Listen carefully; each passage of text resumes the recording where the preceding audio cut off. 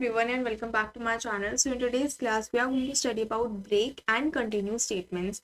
Now break and continue statements को पढ़ना और इनका लॉजिक समझना बहुत ज़्यादा इंपॉर्टेंट होता है बिकॉज जब भी हम लूप्स की बात करते हैं, जब भी हम कोड की बात करते हैं तो ऐसा शायद ही कोई कोड होता है जिसके अंदर हम लूप्स को यूज़ नहीं कर रहे हैं. नाउ लेट्स से कि आप आगे जाकर जब आप पाइथन पढ़ रहे हो, सी++, जावा या फिर कोई भी प्रोग्रामिंग लैंग्वेज जब आप पढ़ रहे हो तो आप उसमें क्या करते हो, आगे जाके आप उसमें डीएसए करने की कोशिश करते हो, जो कि करना भी चाहिए, which is a good habit. Because when you go in companies for the placement, so mostly companies क्या करती हैं, वो डीएसए पूछती हैं इन योर प्रेफरेबल लैंग्वेज, चाहे वो सी है, सी++, Python, Java, JavaScript, whichever language you are good with, तो वो उनमें से डीएसए के क्वेश्चन पूछती है. तो डीएसए का बेस क्या बनाता है, बेस बनाता है ये जो हम अभी पढ़ रहे हैं, दैट इज लूप्स क्या होते हैं, कंडीशनल स्टेटमेंट्स क्या होते हैं, ब्रेक, कंटिन्यू स्टेटमेंट्स को हम कहाँ पर किस तरीके से, इनका एग्जीक्यूशन किस तरीके से परफॉर्म होता है, ये सारी चीज़ें हमको पता होना बहुत ज़्यादा इंपॉर्टेंट होता है. Now let's start with the break statement. Break statement basically ये करता क्या है, it is use to terminate the loop when encounter. Now if you go by the name of break, break means किसी भी चीज़ को break कर देना, तोड़ देना वहीं से. अब क्या होता है, लेट्स से कि this is a string, okay, this is a thread, let's say. ना यहाँ पर अगर आपने एक कट लगाया तो अब क्या हुआ, आपकी स्ट्रिंग 2 पार्ट्स के अंदर डिवाइड हो गई. अब अगर मैं चाहूँ कि मैं यहाँ से जंप करके यहाँ पर आ जाऊँ तो वो मैं नहीं आ सकती. क्यों नहीं आ सकती, बिकॉज यहाँ पर हमारे पास बीच के अंदर एक गैप आ चुका है. क्या आ गया, गैप आ गया ना. Without filling this gap I can't go over here. So वही हमारे पास ब्रेक का भी काम होता है. ब्रेक को हम कोड के अंदर कैसे यूज करते हैं उसका हम एक एग्जाम्पल अभी देखेंगे. So it is use to terminate the loop. यहाँ इस वर्ड पे बहुत ज़्यादा ध्यान देना है कि ये क्या करता है, टर्मिनेट कर देता है, ख़त्म कर देता है लूप के. लेट्स से हमने यहाँ पर वाइल लूप लिखा है. मैं अभी वाइल लूप का एग्जांपल इसलिए ले रही हूँ क्योंकि अभी अभी हमने वाइल लूप ही डिस्कस कर रखा है. ठीक है, वाइल लूप हमने लिखा, यहाँ पर हमने कुछ कंडीशन लिखी, देन हमारे पास कॉलन आ गया एंड यहाँ पर हमारे जो भी स्टेटमेंट्स हैं हमने वो यहाँ पर लिख दिए. नाउ लेट्स से कि मैंने यहाँ पर लिख दिया ब्रेक एंड इसके बाद ब्रेक हम कभी भी जब भी यूज़ करते हैं तो हम बेसिकली एक कंडीशन के साथ ब्रेक को यूज़ करते हैं. एंड यहाँ पर हमारे पास कोड एंड हो गया एंड ये वाइल लूप के बाहर जो भी स्टेटमेंट्स है वो मैंने लिख रखे हैं. तो क्या होगा, जैसे ही वाइल लूप एग्जीक्यूट हुआ उसने ये ब्रेक स्टेटमेंट रीड करा तो यहाँ से यहाँ तक का जितना भी वाइल लूप का कोड है वो पूरा का पूरा एग्जिट हो जाएगा एंड वाइल लूप दोबारा से रन नहीं करेगा. इसका हम एक एग्जाम्पल देखते हैं. लेट्स से कि हमको नंबर्स प्रिंट करने फ्रॉम 1 to 5. ठीक है, 1 to 5 नंबर्स प्रिंट करने के लिए let's make a counter variable. I is a counter variable I have made over here. ना सबसे पहले कंडीशन लगाते हैं. कंडीशन में क्या आएगा कि आई की value should be less then और इक्वल टू 5. ठीक है, एंड इसके बाद हम आई की वैल्यू को यहाँ पर प्रिंट करवा देंगे. Now what I want is कि जैसे ही आई की वैल्यू यहाँ पर 3 हो जाए, ठीक है, जैसे ही यहाँ पर कंडीशन लगा लेते हैं that as soon as I value is equals to 3, मैं क्या चाहती हूँ कि यहाँ पर हो जाए ब्रेक. ब्रेक, ठीक है.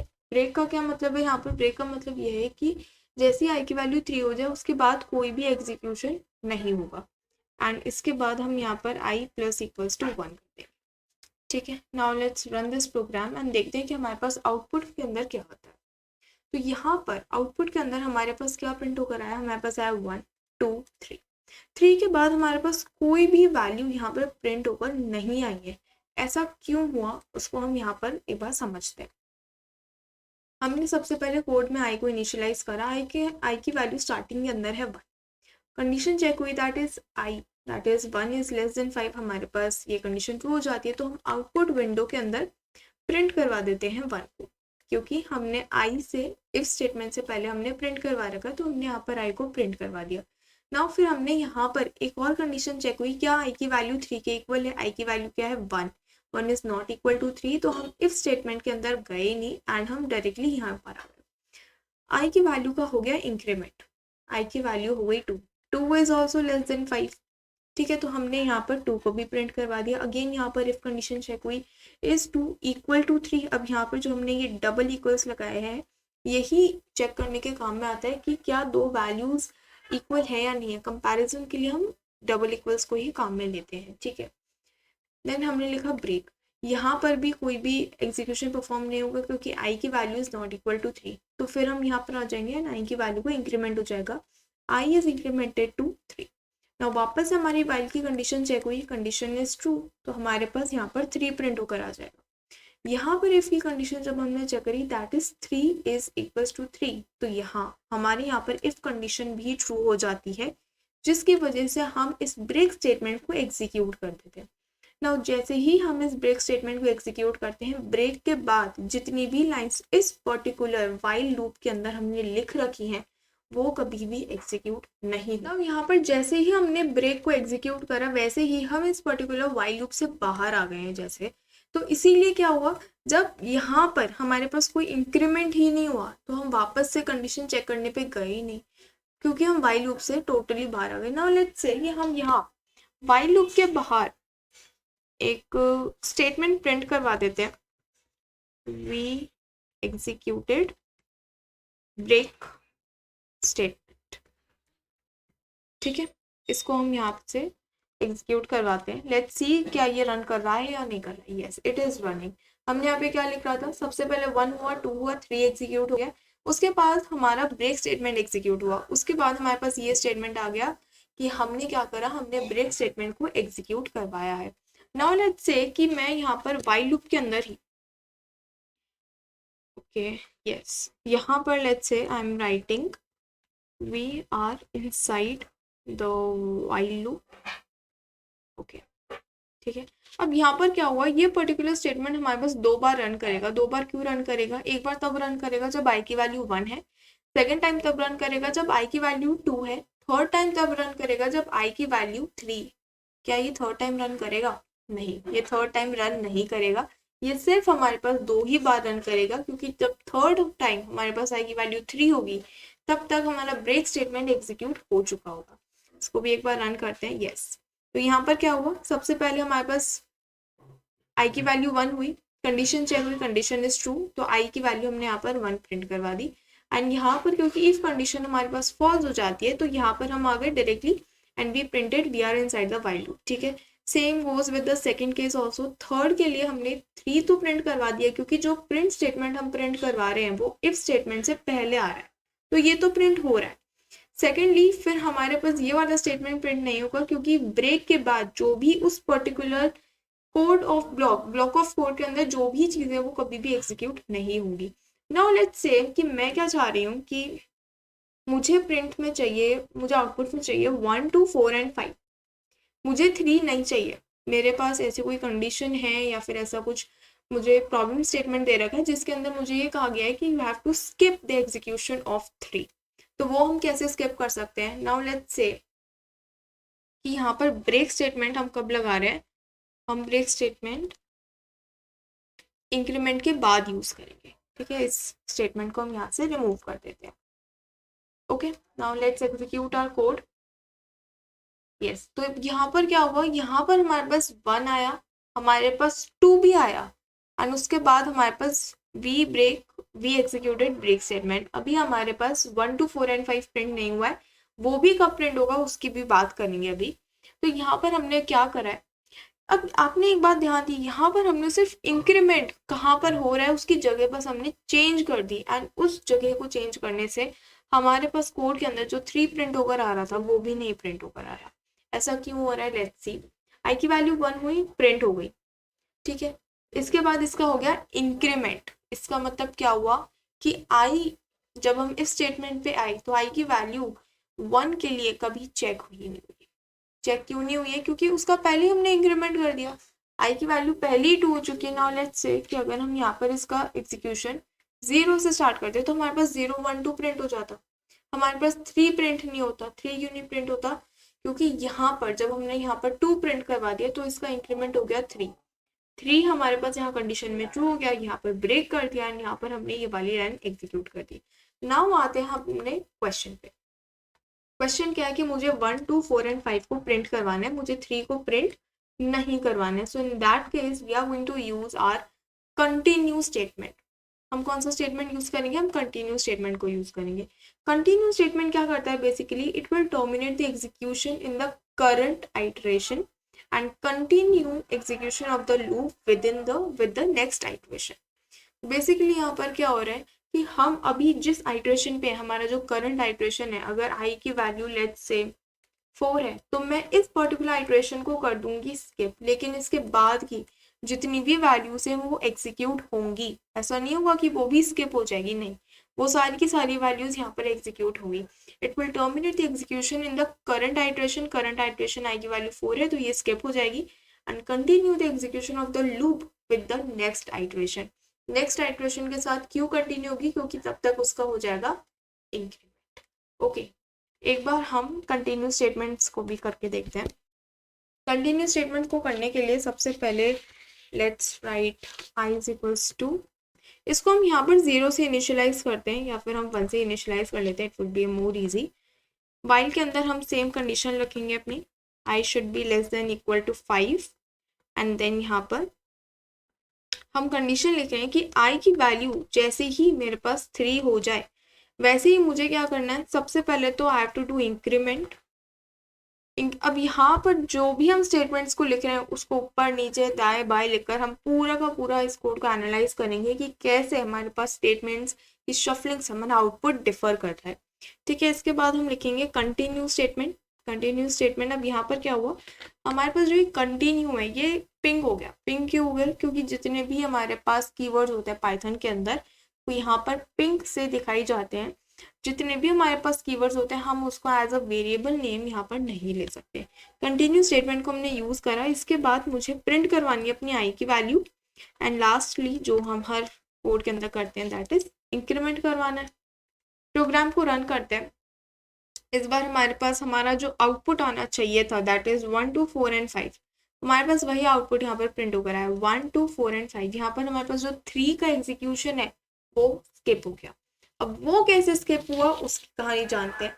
सबसे पहले हमने आई को इनिशियलाइज करा बाय 1। यहाँ पर कंडीशन हमारी सबसे पहले चेक हुई है that is I that is 1 is less than 5, condition true.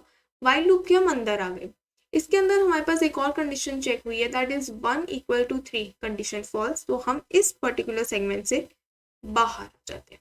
ठीक है, देन हम प्रिंट करवा देते हैं आई की वैल्यू। आई की वैल्यू क्या है, 1 ही है, उससे पहले तो कोई इंक्रीमेंट हुआ ही नहीं है।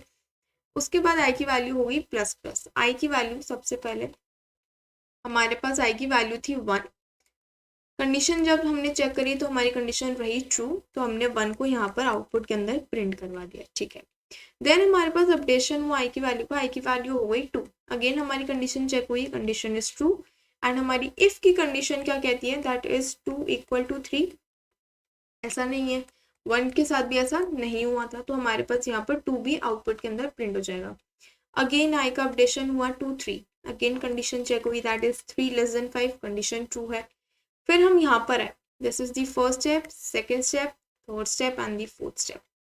ओके, यहाँ पर इफ कंडीशन में जब हम आए हमने यहाँ पर कंडीशन चेक करी दैट इज 3 इक्वल टू 3, तो यहाँ पर हमारी जो कंडीशन है वो हो जाती है ट्रू। इसके बाद क्या हुआ, इसके बाद इसका हो गया इंक्रीमेंट। इंक्रीमेंट होते ही आई की वैल्यू क्या हो गई, आई की वैल्यू हो गई 4, और इसने कर दिया कंटिन्यू। इसका मतलब क्या हुआ कि अभी जो आई की करंट वैल्यू है उसको आप कर दो कंटिन्यू। इसका मतलब आप उस पर्टिकुलर वैल्यू को कर दो स्किप। मुझे वो वैल्यू स्किप करवानी है, I don't want to print that. मतलब ये जो दोनों स्टेटमेंट्स हैं ये स्किप हो जाएंगे, ये प्रिंट ही नहीं होंगे। अब क्योंकि हमारे आई की वैल्यू ऑलरेडी क्या है, ऑलरेडी हमारी आई की वैल्यू 4 हो चुकी है। क्यों, क्योंकि हमने स्टेटमेंट के अंदर ही इसका इंक्रीमेंट करवा दिया। ठीक है, तो यहाँ पर अगर हमारे पास स्टेटमेंट रन नहीं करेगा दैट मीन्स यहाँ पर अगर हम नहीं भी आए तो भी हमारी आई की वैल्यू पे कोई भी इम्पैक्ट नहीं आएगा। हम वापस ऊपर गए क्योंकि ये वाला स्टेप एक बार स्किप हो चुका है। ऊपर जाके हमने कंडीशन चेक करी दैट इज 4 लेस देन 5, हमारी कंडीशन ट्रू है, तो हमने यहाँ पर वापस से इफ कंडीशन चेक करेंगे हम, इज 4 इक्वल टू 5 नहीं, तो यहाँ पर हम 4 को प्रिंट करवा देंगे। I hope you are able to get this point कि यहाँ पर हमारे पास 3 क्यों नहीं प्रिंट हुआ। मैं एक बार वापस से सम अप कर देती हूँ। 3 हमारे पास इसलिए प्रिंट नहीं हुआ क्योंकि हमारे पास हमने क्या किया, सबसे पहले हमने 3 की वैल्यू को इंक्रीमेंट कर दिया। 3 की वैल्यू क्या हो गई, हमारे पास 3 की वैल्यू बढ़कर 4 हो चुकी है। फिर हमने कर दिया कंटिन्यू। एक बार जब हम कंटिन्यू को यूज कर लेते हैं, जब भी हमारी कंटिन्यू की स्टेटमेंट्स वेरीफाई हो जाती है तो हम क्या करते हैं, उसके नीचे का जो स्टेटमेंट है उसको हम स्किप कर देते हैं, वो पर्टिकुलर आइटरेशन स्किप हो जाता है। एंड देन हम वापस से ऊपर गए, वापस से हमने कंडीशन चेक करी, क्या 4 इज लेस देन 5, तो हमारे पास कंडीशन ट्रू है। तो हम अंदर आए, इफ कंडीशन चेक करिए तो वो फॉल्स है, तो यहाँ पर हमने आउटपुट को प्रिंट करवा दिया क्योंकि अब हमारे पास कंटिन्यू काम नहीं कर रहा है। नाउ लेट्स से कि इफ कंडीशन के अंदर हम थोड़ा सा और झोल माल लेकर आते हैं एंड इसको हम क्या करते हैं, इसके अंदर हम एक और कंडीशन लगा देते हैं एंड। मैंने क्या करा, ओके यहाँ पर हमको और यूज करना पड़ेगा, i इज इक्वल टू 4। मैंने यहाँ पे क्या कंडीशन लिखी है कि या तो i की वैल्यू 3 हो जाए या फिर i की वैल्यू 4 हो जाए। अगर इन दोनों में से कोई भी कंडीशन ट्रू है तो मेरे पास कंटिन्यू स्टेटमेंट एग्जीक्यूट होना चाहिए। Let's see what the output is. Yes, तो इस बार क्या हुआ, हमारे पास आउटपुट आया 1, 2 एंड 5। ऐसा क्यों हुआ, क्योंकि जब i की वैल्यू 1 हुई तो 1 एंड 2 के लिए तो ये वाला केस रन नहीं करेगा। ठीक है, जैसे ही i की वैल्यू 3 हुई इस पर्टिकुलर इंक्रीमेंट से, तो यहाँ पर हमने चेक करी, यहाँ पर कंडीशन ट्रू है, हम यहाँ पर आए कि i की वैल्यू 3 है, यस 3 है, तो ये सारा का सारा आइटरेशन स्किप कर देगा। 3 तो चेक हो गई, लेकिन ये अंदर आया, जब ये अंदर आया तो इसने क्या करा, i की वैल्यू को इंक्रीमेंट करा टू 4, फिर इसने ये कंटिन्यू करवा दिया, तो हम वापस से ऊपर गए। यहाँ पर अगेन कंडीशन चेक हुई, that is 4 less than 5, condition is true, हम यहाँ पर आए। अब यहाँ पर हमारी ये वाली कंडीशन ट्रू हुई, और में क्या होता है, अगर हमारे पास दोनों या फिर कितनी भी कंडीशंस हो, उनमें से कोई अगर एक कंडीशन भी हमारे पास ट्रू हो जाती है तो हम लूप के अंदर, तो हम इफ कंडीशंस के अंदर एंटर कर जाते हैं। हमारे पास ये कंडीशन भी ट्रू हो गई, यहाँ पर वापस से इंक्रीमेंट हुआ, i की वैल्यू क्या हो गई है, 5 हो गई, हमने कंटिन्यू कर दिया, तो ये वाला एग्जीक्यूशन हुआ ही नहीं। वापस से ऊपर गए, इज 5 इक्वल टू 5, यहाँ पर हमारी कंडीशन ट्रू हुई। इफ कंडीशन इस बार हमारी हो गई फॉल्स एंड हम यहाँ पर आ गए, जिसकी वजह से हमारे पास 5 यहाँ पर प्रिंट हो गया, i की वैल्यू हो गई 6, यहाँ पर हमारे पास 6 के लिए कंडीशन फॉल्स हो गई, इसीलिए हम इस पूरे के पूरे लूप से बाहर आ गए। नाउ लेट्स से कि हम यहाँ पर इंक्रीमेंट को यूज नहीं कर, ठीक है, हम यहाँ कभी इंक्रीमेंट को यूज ही नहीं कर रहे हैं, इस कंडीशन को भी हम यहाँ से रिमूव कर देते हैं एंड अब रन करके देखते हैं। तो अब क्या हुआ, हमारे पास 1 एंड 2 ही प्रिंट हुआ, इसके बाद हमको स्पेस दिख तो रही है, लेकिन इसके बाद हमारे पास कुछ भी प्रिंट होकर नहीं आएगा। ऐसा क्यों हो रहा है, यहाँ पर क्या हो रहा है, बेसिकली कंडीशन चेक होती जा रही है, कंडीशन चेक तो होती जा रही है लेकिन उसका आउटपुट हमको यहाँ पर मिल नहीं रहा। कंडीशन क्यों चेक होती जा रही है, i की वैल्यू सबसे पहले 1 है, यहाँ पर कंडीशन 2 अंदर है, ये कंडीशन फॉल्स, 1 एंड 2 के लिए तो सेम केस रहा। ठीक है, यहाँ पर जैसे ही i की वैल्यू 3 हुई, यहाँ पर हमने कंडीशन चेक करी, कंडीशन इज ट्रू, यहाँ पर भी कंडीशन इज ट्रू, तो हमने कंटिन्यू कर दिया, ये पर्टिकुलर आइटरेशन स्किप हो गया।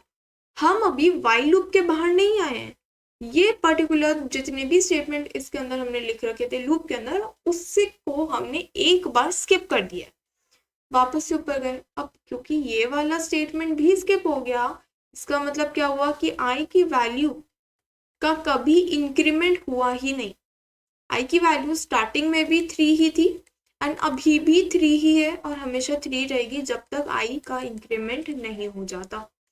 i की वैल्यू यहाँ पर भी 3 है, देन अगेन चेक हुई कंडीशन, देन वापस कंटिन्यू हुआ, देन ये वाला लूप एग्जीक्यूट नहीं हुआ, देन ये स्टेटमेंट एग्जीक्यूट नहीं हुआ। तो यहाँ पर क्या हो रहा है, बार बार हमारे पास कंडीशन तो चेक हो रही है लेकिन हमारे पास कोई एक डिजायर्ड आउटकम नहीं आ रहा है। तो इसको स्टॉप करने के लिए हमको क्या करना पड़ता है, हमको इफ कंडीशन के अंदर भी एक बार इंक्रीमेंट करना पड़ता है ताकि हमारा लूप फाइनली एग्जिट हो पाए, उसका एक एग्जिट पॉइंट हमको मिल पाए।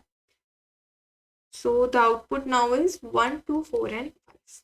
ठीक है, so I hope that you are able to understand the concept of break statement and the use of continuous statements also. If you are having the slightest of the doubt in these two statements or any of the topics or the questions we have done previously, feel free to comment me down below your doubt and I'll take up your doubt. So yeah, that's all for today. Subscribe the channel if you are new to the channel and don't forget to hit the bell icon. All these notes will be given to you on the Telegram channel and you can join the Telegram from the link given in the description box. I'll meet you in the next video. Till then, keep practicing.